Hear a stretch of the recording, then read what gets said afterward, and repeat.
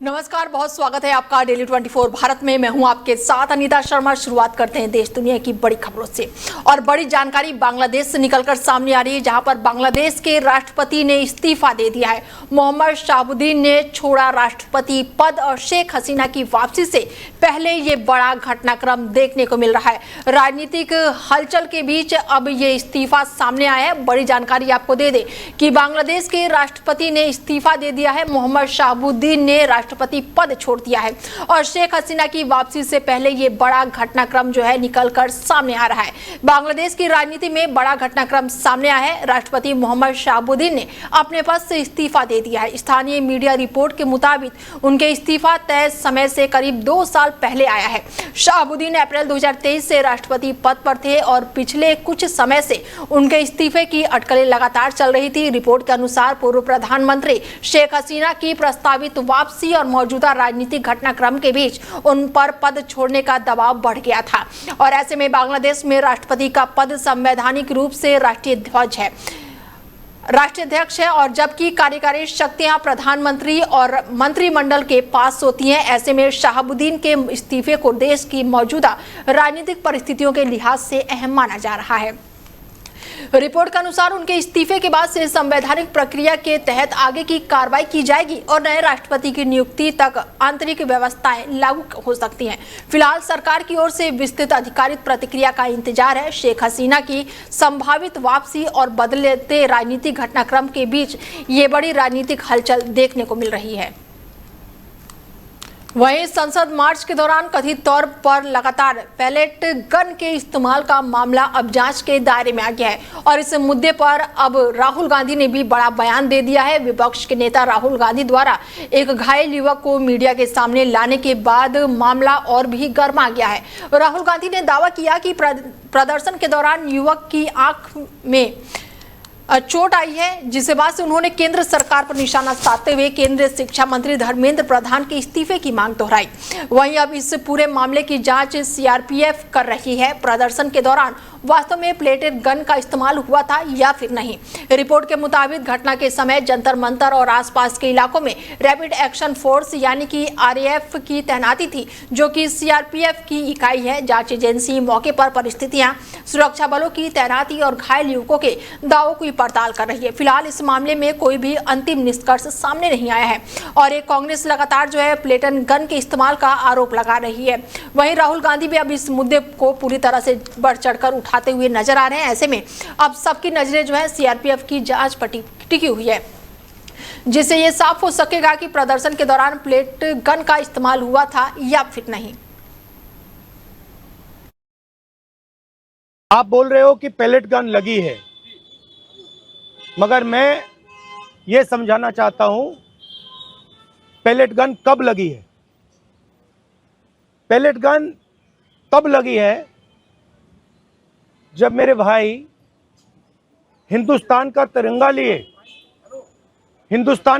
लिए ऐसे peaceful protest कर रहे थे। सरकार ने कहा है कि कोई पैलेट गन यूज नहीं हुई है, कहा है ना। ये देखिए, ये है पैलेट गन, थोड़ा घूम जाओ। इसको कहते हैं पैलेट गन, इसको कहते हैं पैलेट गन। ठीक है, और इनकी आंख डैमेज हो गई है।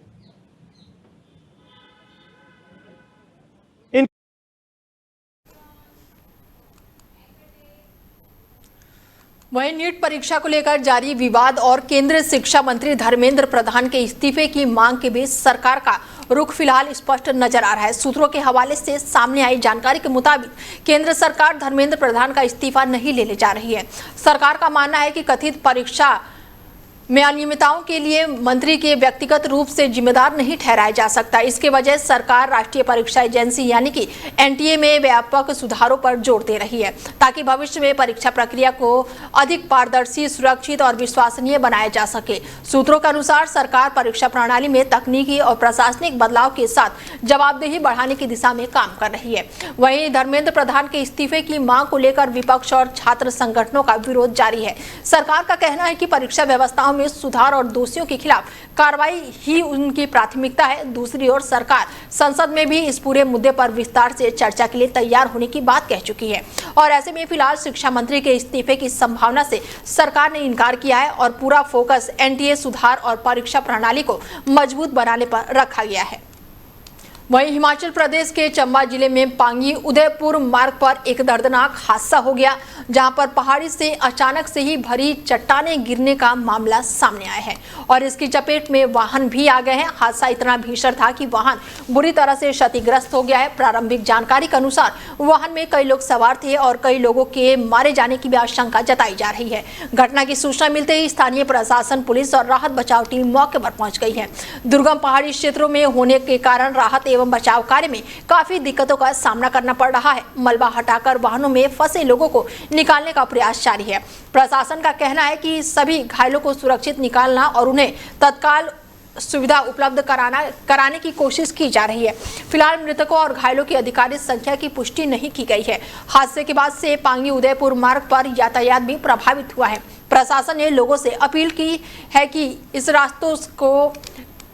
रास्ते से बचें और साथ ही प्रशासन ने लोगों से अपील की है कि राहत कार्य पूरा होने तक मार्गों पर अनावश्यक आवाजाही से बचे। अधिकारियों के मुताबिक बचाव अभियान पूरा होने और स्थिति स्पष्ट होने के बाद ही हताहतों की संख्या और दुर्घटना की विस्तृत जानकारी साझा की जाएगी। वहीं जम्मू कश्मीर में लगातार हो रही भारी बारिश और भूस्खलन और बाढ़ जैसे हालातों का असर अब प्रमुख धार्मिक यात्राओं पर देखने को मिल रहा है। खराब मौसम और सुरक्षा कारणों से प्रशासन ने अमरनाथ यात्रा, माता वैष्णो देवी यात्रा और शिवखोड़ी यात्रा को अस्थायी रूप से स्थगित कर दिया है। यात्रियों की सुरक्षा को देखते हुए करीब 6000 से अधिक श्रद्धालुओं को जम्मू, कठुआ, सांबा, उदयपुर और रामबाग जैसे कई क्षेत्रों में फिलहाल सुरक्षित लोगों को रोका गया है। प्रशासन ने श्रद्धालुओं से मौसम सामान्य होने तक आगे न बढ़ने की अपील की है। प्रशासन के अनुसार रुके हुए श्रद्धालुओं के लिए भोजन, ठहरने और अन्य आवश्यक सुविधाओं की व्यवस्था की गई है। अधिकारियों का कहना है कि यात्रा मार्ग पूरी तरह से सुरक्षित होने के बाद ही श्रद्धालुओं को आगे जाने की अनुमति दी जाएगी। और इसी बीच अमरनाथ यात्रा ने एक महत्वपूर्ण उपलब्धि भी हासिल की है। यात्रा शुरू होने के बाद पिछले 20 दिनों में लगभग 3.90 लाख श्रद्धालु बाबा बर्फानी के दर्शन कर चुके हैं। हालांकि 19 जुलाई से लगातार खराब मौसम के कारण पहलगाम और बालटाल दोनों मार्गों से यात्रा अस्थायी रूप से रोक दी गई है। जम्मू के भगवती नगर आधार शिविर सहित अन्य पहाड़ों पर मौजूदा श्रद्धालुओं को फिलहाल इंतजार करने के निर्देश दिए गए हैं। उधर माता वैष्णो देवी यात्रा भी प्रभावित हुई है। अर्धकुंवारी और भवन के बीच नए ट्रैक पर भूस्खलन होने से आवाजाही और बैटरी कार सेवा बाधित हो गई है। वहीं रिहायशी स्थित शिवखोड़ी धाम की यात्रा भी सड़क संपर्क प्रभावित होने के कारण बंद कर दी गई है। प्रशासन ने श्रद्धालुओं से अधिकारित निर्देशों का पालन करने और अफवाहों से बचने की अपील की है। ऐसे में भारी बारिश से यात्रा जो है कुछ समय के लिए स्थगित कर दी गई है और 6000 यात्री जो हैं वो सुरक्षित उन्हें रोका गया है। अमरनाथ यात्रा और माता वैष्णो देवी की यात्रा को लेकर ये बड़ी जानकारी निकलकर सामने आई है। वहीं प्रधानमंत्री नरेंद्र मोदी की अध्यक्षता में हुई केंद्रीय कैबिनेट की बैठक में कई अहम फैसलों को मंजूरी दे दी गई है। बैठक के बाद से केंद्रीय मंत्री अश्विनी वैष्णव ने प्रेस कॉन्फ्रेंस करते हुए सरकार के प्रमुख निर्णयों की भी जानकारी दी है। उन्होंने बताया कि कैबिनेट ने देश में बुनियादी ढांचे को मजबूत करने और कनेक्टिविटी बढ़ाने से जुड़े महत्वपूर्ण प्रस्तावों को मंजूरी दे दी है। सरकार का कहना है कि इन फैसलों से परिवहन व्यवस्था बेहतर होगी और यात्रा का समय कम होगा और व्यापार और आर्थिक गतिविधियों को गति मिलेगी। अश्विनी वैष्णव ने कहा कि कैबिनेट के निर्माणों का उद्देश्य विकास परियोजनाओं को तेज रफ्तार देना और लोगों के बेहतर सुविधा उपलब्ध कराना है। सरकार का दावा है कि इन परियोजनाओं से रोजगार के नए अवसर भी पैदा होंगे और संबंधित क्षेत्रों के सामाजिक एवं आर्थिक विकास को बढ़ावा मिलेगा। बैठक में लिए गए फैसलों को जल्द ही लागू किए जाने की प्रक्रिया शुरू की जाएगी और प्रधानमंत्री के विकास और आधुनिक बुनियादी ढांचों की सोच को आगे बढ़ाते हुए देश भर में ऐसी परियोजनाओं पर लगातार काम किया जा रहा है। कैबिनेट के इन फैसलों को सरकार ने विकास और कनेक्टिविटी के लिहाज से महत्वपूर्ण कदम बताया है। नीट परीक्षा विवाद और छात्र आंदोलन को लेकर कांग्रेस ने देश भर में बड़े विरोध प्रदर्शन का ऐलान कर दिया है। पार्टी ने 25 जुलाई को सभी राज्यों और जिला मुख्यालयों पर कैंडल मार्च और सत्याग्रह आयोजित करने की घोषणा की है। कांग्रेस का कहना है कि ये प्रदर्शन छात्रों के समर्थन और हाल ही के छात्र आंदोलन के दौरान हुई कथित पुलिस कार्रवाई के विरोध में किया जाएगा। पार्टी नेतृत्व में प्रदेश इकाइयों को निर्देशित किया है कि शांतिपूर्ण तरीके से कैंडल मार्च और सत्याग्रह आयोजित करें ताकि छात्रों की मांगों को समर्थन में अपनी आवाज बुलंद करें। कांग्रेस का आरोप है कि छात्रों के साथ अन्याय हुआ है और उनकी आवाजों को दबाने की कोशिश की गई है। वहीं पार्टी इस मुद्दे पर केंद्र सरकार को घेरने की रणनीति पर भी काम कर रही है। इससे पहले राहुल गांधी और विपक्ष के अन्य नेताओं ने भी छात्र आंदोलन के समर्थन में कार्यक्रम में हिस्सा लिया था। कांग्रेस का कहना है कि लोकतांत्रिक तरीके से विरोध दर्ज कराया जाएगा और छात्रों से जुड़े मुद्दों को प्रमुखता से उठाया जाएगा। ऐसे में 25 जुलाई को देश भर में कांग्रेस के प्रस्तावित कैंडल मार्च और सत्याग्रह पर सभी की नजरें टिकी हुई हैं। वही खबर यूपी के बलिया से है, जहां पर हत्या का मामला सामने आया है। बता दें कि वारदात सामने आने के बाद से इस क्षेत्र में सनसनी फैल गई है। बता दें कि हमलावरों ने ईंट से वार करके 70 साल की बुजुर्ग की हत्या कर दी है और मृतक की पहचान रामव्यास वर्मा के रूप में हुई है। जानकारी के अनुसार रामव्यास वर्मा अपने घर से करीब 400 मीटर दूर स्थित ट्यूबवेल पर सो रहे थे और इसी दौरान देर रात अज्ञात व्यक्ति ने उनके सिर पर ईंट से हमला कर दिया, जिससे उनकी मौके पर ही मौत हो गई। घटना की सूचना पुलिस को दी गई। सूचना मिलते ही पुलिस मौके पर पहुंची है और पुलिस के अनुसार मृतक के सिर पर गंभीर चोटों के निशान मिले हैं। प्रथम दृष्टि हत्या की आशंका जताई जा रही है। फिलहाल पुलिस कार्रवाई में जुटी हुई है। आज दिनांक 24/7/2026 को समय करीब 6 बजे थाना सातवार पुलिस को सूचना प्राप्त हुई कि ग्राम उधा थाना सातवार में रामव्यास वर्मा पुत्र स्वर्गीय मंगल देव वर्मा उम्र करीब 70 वर्ष की हत्या हो गई है। इस सूचना पर थाना सातवार बलिया की पुलिस तत्काल मौके पर पहुंची। शव को कब्जे में लेकर नियमानुसार पंचायतनामा की कार्रवाई पूर्ण की गई। मृतक उपरोक्त के सिर में चोट लगी है। मृतक के परिजन से तहरीर प्राप्त कर थाना सातवार पर सुसंगत धाराओं में अभियोग पंजीकृत कर विवेचना की जा रही है। मौके पर शांति व्यवस्था। वहीं लखनऊ में 69,000 शिक्षक भर्ती से जुड़े अभ्यर्थियों ने अपनी मांगों को लेकर जोरदार प्रदर्शन किया। बड़ी संख्या में अभ्यर्थी बेसिक शिक्षा मंत्री संदीप सिंह के आवास के बाहर पहुंचे और उनसे मुलाकात की मांग करने लगे। प्रदर्शन कर रहे अभ्यर्थियों का कहना था कि लंबे समय से उनकी मांगों का समाधान नहीं हो रहा है, इसलिए वो अपनी बात सीधे शिक्षा मंत्री तक पहुंचाना चाहते हैं। प्रदर्शन के पहले ही सूचना होने के बाद कारण मंत्री आवास के बाहर भारी संख्या में पुलिस बल तैनात किया गया था और जैसे ही अभ्यर्थियों ने आगे बढ़ने का प्रयास किया, पुलिस ने उन्हें रोक दिया।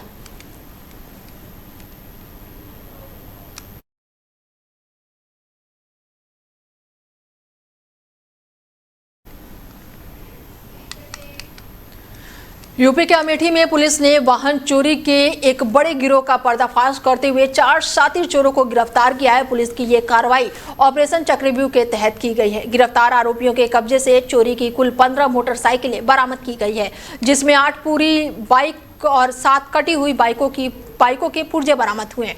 पुलिस पूछताछ में आरोपियों ने खुलासा किया है कि चोरी की गई मोटरसाइकिलों को काटकर उनके इंजन और टायर और अन्य पुर्जे कानपुर में बेच दिए जाते थे। जांच के दौरान गिरोह के मुख्य सरगना दिनेश अग्रहरी को गोदाम से भारी मात्रा में बाइक के इंजन, टायर और अन्य पार्ट्स भी बरामद किए गए हैं। पुलिस के अनुसार इस गिरोह ने गौरीगंज, जामो और जायसा थाना क्षेत्र में कई वाहन चोरियों की घटना को अंजाम दिया है। फिलहाल पुलिस अब पूरे मामले की जांच पड़ताल में जुटी हुई है। सर, बाइक चोर गैंग का खुलासा हुआ, कितने चोर पकड़े गए हैं और कितनी बाइकें बरामद हुई हैं? जनपद अमेठी में अपराध और अपराधियों के विरुद्ध लगातार कार्रवाई जारी है। इस क्रम में ऑपरेशन चक्रव्यूह के तहत एक शातिर इंटर डिस्ट्रिक्ट वाहन चोर गैंग को पकड़ा गया, जिसमें 4 अभियुक्तों को गिरफ्तार करके जेल भेजा जा रहा है, जिनके कब्जे से कुल 15 गाड़ियां, जिसमें 7 गाड़ियां फुल कंडीशन में है और 8 गाड़ियों का पार्ट्स भी बरामद हुई। जो इस गैंग में जो शातिर अपराधी हैं, 4 लोग हैं, जिनका नाम दिनेश कुमार, मोहम्मद वासिद, मोहम्मद ताजिर और फैजल खान। इन 4 लोगों को गिरफ्तार करके आज जेल भेजा जा रहा है और इस सराहनीय कार्य में जनपदीय एसओजी टीम के साथ साथ थाना गौरीगंज और थाना जामो का सक्रिय योगदान रहा है इसमें। इस सराहनीय कार्य के लिए जो गिरफ्तारी की गई टीम है उनके लिए 25,000 रुपए के इनाम घोषित किया जा रहा है। और उल्लेखनीय बात है ये कि कुल 7 मुकदमा इन 15 गाड़ियों से लिंक्ड है और साथ ही साथ जो गिरफ्तार अभियुक्त हैं उनको पूर्व में भी 2 मुकदमा पहले से ही दर्ज है। और ये इन लोगों का एक्टिविटी जो अन्य जनपद जैसे सुल्तानपुर, बाराबंकी, रायबरेली, यहाँ भी कंगाला जा रहे हैं, वहाँ भी वाहन चोरी किया है कि नहीं, और बाकी इनका जो अन्य जनपदों से भी क्रिमिनल हिस्ट्री कंगाला जा रहा है। किस तरीके से लोग गाड़ियों को चोरी करते थे, उसके बाद उसके पार्ट्स को अलग करते थे और कैसे बेचा करते थे? ये अधिकतर ये मार्केट एरियाज और जो डिपार्टमेंटल स्टोर के सामने जो गाड़ियां खड़ी हो जाए, जो कस्टमर्स की गाड़ी है, उन गाड़ियों को निशाना बनाते हैं और ये गाड़ियों को वहां से उठा के ले जाते थे जंप स्टार्ट करके, फिर उसके बाद कबाड़ियों को बेच के वहां से पार्ट्स को खोल के अन्य मार्केट में बेच देते थे। और इन 4 अभियुक्तों के विरुद्ध गैंग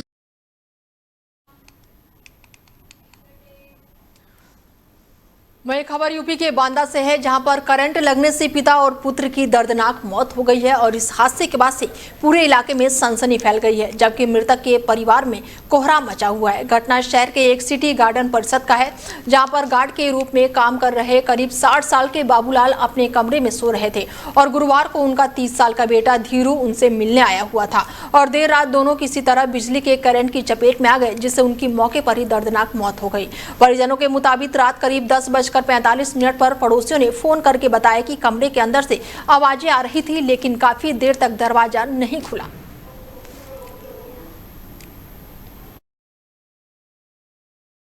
जनपद बांदा के थाना कोतवाली नगर क्षेत्र से एक सूचना प्राप्त हुई कि एक परिवार के 2 व्यक्तियों को करंट लग गया है। सूचना के प्राप्त होते ही थाना कोतवाली नगर की पुलिस मौके पर पहुंची और मजरूबों को अस्पताल पहुंचाया गया और अस्पताल में दोनों ही व्यक्तियों को मृत घोषित कर दिया गया।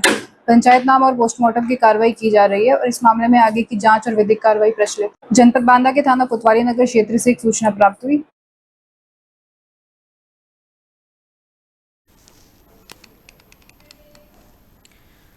वहीं यूपी के उन्नाव जिले में एक निजी विद्यालय पर ट्रांसफर सर्टिफिकेट यानी कि टीसी के नाम पर अवैध वसूली का आरोप सामने आया है।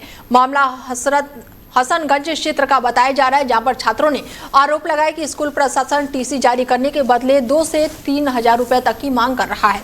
छात्रों का कहना है कि बिना पैसे जमा किए उन्हें टीसी नहीं दी जा रही है, जिससे उनकी आगे की पढ़ाई और प्रवेश प्रक्रिया में परेशानी का सामना करना पड़ रहा है।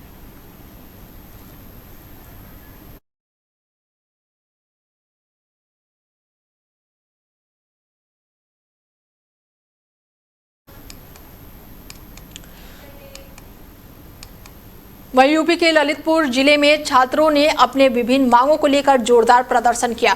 कंपनी बाग में बड़ी संख्या में एकत्रित हुए छात्रों ने शिक्षा व्यवस्था में सुधार, छात्रों के अधिकारों की सुरक्षा और केंद्र सरकार के शिक्षा मंत्री धर्मेंद्र प्रधान के इस्तीफे की मांग को लेकर नारेबाजी की। प्रदर्शनकारी छात्रों हाथों में तख्तियां और बैनर लेकर अपनी मांगों के समर्थन में प्रदर्शन करते रहे। उनका कहना था कि शिक्षा व्यवस्था को अधिक पारदर्शी, जवाबदेही और छात्र हितैषी बनाया जाए, ताकि छात्रों को किसी भी प्रकार की परेशानी का सामना न करना पड़े।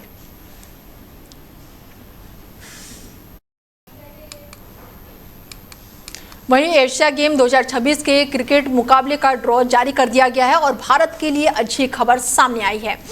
और ऐसे में मौजूदा चैंपियन होने के कारण भारतीय पुरुष और महिला क्रिकेट टीमों का सीधे क्वार्टर फाइनल में जगह मिली है। पुरुष वर्ग में भारत के साथ पाकिस्तान, बांग्लादेश और श्रीलंका को भी सीधे नॉट आउट किया गया है और ऐसे में जबकि बाकी टीमें शुरुआती दौरे के मुकाबले खेलकर क्वार्टर फाइनल में पहुंचने की कोशिश करेगी। और वहीं महिला वर्ग में भारत का पहला मुकाबला मेजबान जापान से होगा और भारतीय टीम ये मैच जीतती है तो सेमीफाइनल में उसका सामना बांग्लादेश और चीन के बीच होने वाले मुकाबले की विजेता टीम से होगा। भारत और पाकिस्तान को ड्रॉ में अलग अलग हिस्सों में रखा गया है, जिससे दोनों टीमों के बीच मुकाबला केवल फाइनल में ही संभव हो सकेगा। एशिया गेम 2026 में क्रिकेट प्रतियोगिता T20 रूप में खेली जाएगी और भारत दोनों वर्गों में अपने स्वर्ण पदक का बचाव करना चाहेगा। और ऐसे में भारतीय टीमों को सीधे क्वार्टर फाइनल में मिली एंट्री के बाद से पदक दौड़ में उनकी स्थिति और भी मजबूत मानी जा रही है। फिलहाल बुलेटिन में मेरे साथ इतना ही, दीजिए इजाजत, नमस्कार।